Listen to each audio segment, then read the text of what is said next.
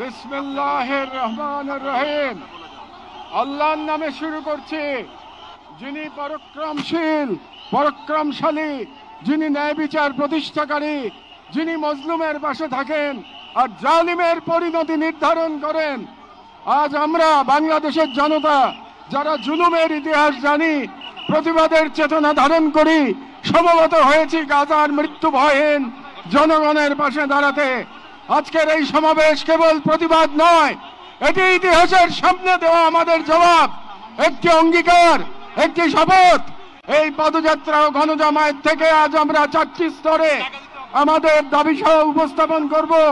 আমাদের প্রথম দাবিগুলো জাতিসংঘ আন্তর্জাতিক সম্প্রদায়ের প্রতি, যেহেতু জাতিসংঘ আন্তর্জাতিক সম্প্রদায় সকল জাতির অধিকার রক্ষার, দখলদারিত্ব, গণহত্যা রোধের সংকল্প প্রকাশ করে, এবং আমরা দেখেছি গাজায় প্রতিদিন যে রক্তপাত, যে ধ্বংস চলছে, তা কোনো একক সরকারের ব্যর্থতা নয়, বরং এটি একটি আন্তর্জাতিক ব্যর্থতার ফল। বান্ডেল থাকলে প্রতি সেনমানিতে টাকা বাঁচবে। বিকাশ সেনমানি বান্ডেল কিনে জিতুন প্রতি লেনদেনে। এবং এই ব্যর্থতা শুধু নীরবতার মধ্যেই সীমাবদ্ধ নয়, বরং পশ্চিমা শক্তি বলয়ের অনেক রাষ্ট্র সরাসরি দখলদার ইসরায়েলকে অস্ত্র, অর্থ ও কূটনৈতিক সহায়তা দিয়ে এই গণহত্যাকে দীর্ঘস্থায়ী করেছে। এবং এই বিশ্ব ব্যবস্থা দখলদার ইসরায়েলকে প্রশ্নবিদ্ধ না করে বরং রক্ষা করার প্রতিযোগিতায় নেমেছে। সেহেতু আমরা জাতিসংঘ ও আন্তর্জাতিক সম্প্রদায়ের প্রতি জোরালো দাবি জানাচ্ছি: 1. জায়নবাদী ইসরায়েলের গণহত্যার বিচার আন্তর্জাতিক আদালতে নিশ্চিত করতে হবে। 2. যুদ্ধবিরতি নয়, গণহত্যা বন্ধে কার্যকর ও সম্মিলিত পদক্ষেপ গ্রহণ করতে হবে। 3. 1967 সালের পূর্ববর্তী ভূমি ফিরিয়ে দেওয়ার জন্য বাধ্যবাধকতা তৈরি করতে হবে। 4. পূর্ব জেরুজালেমকে ফিলিস্তিন রাষ্ট্রের রাজধানী হিসেবে আন্তর্জাতিকভাবে স্বীকৃতি দিতে হবে। এবং 5. ফিলিস্তিনিদের আত্মনিয়ন্ত্রণ, নিরাপত্তা এবং রাষ্ট্রীয় সার্বভৌমত্ব প্রতিষ্ঠার পথ উন্মুক্ত করতে হবে। কারণ এই মুহূর্তে বিশ্ব ব্যবস্থা যে ন্যায়ের মুখোশ পড়ে আছে, গাজার ধ্বংসস্তূপে সেই মুখোশ খসে পড়েছে। আমাদের দ্বিতীয় দাবিগুলো মুসলিম উম্মার নেতৃবৃন্দের প্রতি। যেহেতু আমরা বিশ্বাস করি ফিলিস্তিন কেবল একটি ভূখণ্ড নয়, এটি মুসলিম উম্মার আত্মপরিচয়ের অংশ, এবং গাজা এখন কেবল একটি যুদ্ধবিধ্বস্ত শহর নয়, এটি আমাদের সম্মিলিত ব্যর্থতার বেদনাদায়ক প্রতিচ্ছবি। এবং উম্মার প্রতিটি সদস্য, প্রতিটি রাষ্ট্র এবং প্রতিটি নেতৃত্বের উপর অর্পিত সেই আমানত যে আল্লাহ প্রদত্ত ভ্রাতৃত্ব ও দায়িত্বের সূত্রে আবদ্ধ। এবং ইসরায়েল একটি অবৈধ, দখলদার, গণহত্যাকারী রাষ্ট্র, যা মুসলিমদের প্রথম কিবলা ও একটা পুরো জনগোষ্ঠীর অস্তিত্ব নিশ্চিহ্ন করতে সর্বশক্তি নিয়োগ করেছে। এবং ভারতের হিন্দুত্ববাদ আজ এই অঞ্চলে জায়নবাদী প্রকল্পের প্রতিনিধিতে পরিণত হয়েছে, মুসলমানদের বিরুদ্ধে সুপরিকল্পিত দমন নির্যাতন চালিয়ে যাচ্ছে। এবং ভারতের সম্প্রতি ওয়াকফ সম্পত্তি আইনে হস্তক্ষেপের মাধ্যমে মুসলিমদের ধর্মীয় ঐতিহাসিক অধিকার ধারণ করা হয়েছে, যা উম্মার জন্য একটি স্পষ্ট সতর্কবার্তা। সেহেতু আমরা মুসলিম বিশ্বের সরকার ও ওআইসির মতো মুসলিম উম্মার প্রতিনিধিত্বকারী সংগঠনগুলোর নিকট দৃঢ়ভাবে আহ্বান জানাই: 1. ইসরায়েলের সাথে অর্থনৈতিক, সামরিক ও কূটনৈতিক সকল সম্পর্ক অবিলম্বে ছিন্ন করতে হবে। 2. জায়নবাদী রাষ্ট্রের বিরুদ্ধে বাণিজ্যিক অবরোধ ও নিষেধাজ্ঞা আরোপ করতে হবে। 3. গাজার মুসলিম জনগণের পাশে চিকিৎসা, খাদ্য, আবাসন ও প্রতিরক্ষা সহযোগিতা সহ সর্বাত্মক সহযোগিতা নিয়ে দাঁড়াতে হবে। 4. আন্তর্জাতিক পর্যায়ে ইসরায়েলকে একঘরে করতে সক্রিয় কূটনৈতিক অভিযান শুরু করতে হবে। এবং 5.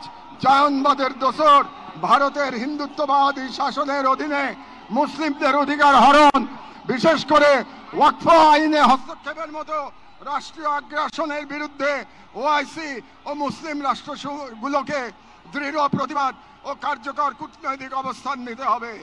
কারণ গাজার রক্ত প্রবাহে আমরা লজ্জিত হওয়ার আগেই গাজার পাশে দাঁড়ানোই উম্মার জন্য সম্মানের একমাত্র পথ। এবং যে নেতৃত্ব আজ নীরব, কাল ইতিহাসের কাঠগড়ায় দাঁড়াতে বাধ্য হবে। আমাদের তৃতীয় দাবিগুলি বাংলাদেশ সরকারের প্রতি।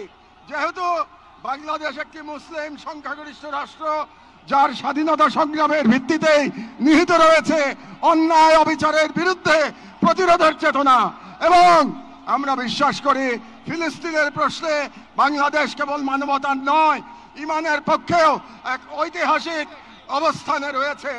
এবং একটি গণতান্ত্রিক রাষ্ট্র হিসেবে সরকারের দায়িত্ব জনগণের ইমানি ও নৈতিক আকাঙ্ক্ষার প্রতি শ্রদ্ধা রাখা, এবং বাংলাদেশের জনগণ গাজার পাশে থাকার অঙ্গীকার করেছে, তাই রাষ্ট্রীয় পর্যায়ে নীরবতা এই জন আকাঙ্ক্ষার প্রতি অবজ্ঞার শামিল। সেহেতু আমরা বাংলাদেশ সরকারের প্রতি দৃঢ়ভাবে আহ্বান জানাই, এক, বাংলাদেশি পাসপোর্টে অ্যাকসেপ্ট ইসরায়েল শর্ত পুনর্বহাল করতে হবে এবং ইসরায়েলকে রাষ্ট্র হিসেবে স্বীকৃতি না দেওয়ার অবস্থান আরো সুস্পষ্টভাবে প্রকাশ করতে হবে। দুই, সরকারের ইসরায়েলি কোন প্রতিষ্ঠানের সাথে যত চুক্তি হয়েছে তা বাতিল করতে হবে। তিন, রাষ্ট্রীয়ভাবে গাজায় ত্রাণ ও চিকিৎসা সহায়তা পাঠানোর কার্যকর ব্যবস্থা নিতে হবে। চার, জায়নবাদের দোসর ভারতের হিন্দুত্ববাদী সরকারের অধীনে মুসলিম ও অন্যান্য সংখ্যালঘুদের উপর চলমান নির্যাতনের বিরুদ্ধে রাষ্ট্রীয়ভাবে প্রতিবাদ জানাতে হবে। যেহেতু হিন্দুত্ববাদ আজ শুধু একটি স্থানীয় মতবাদ নয়, বরং আন্তর্জাতিক জায়নিস্ট ব্লকের অন্যতম দোসর। ছয়, পাঠ্য